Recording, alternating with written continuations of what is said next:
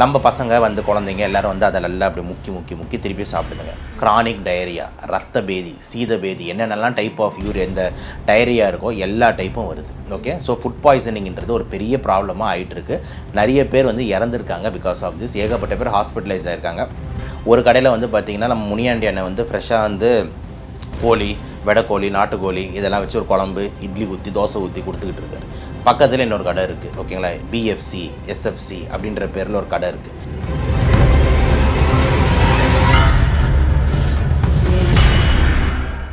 ஆறு மாதம் ஸ்டாக்கு, 8 மாதம் ஸ்டாக்கு ஃப்ரோசனில் இருக்கும்.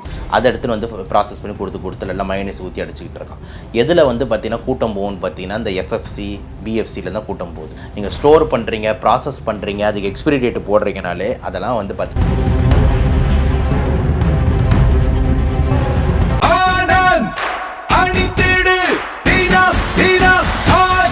ஆனந்த் ஒரு சுகமான உள்ளாடை.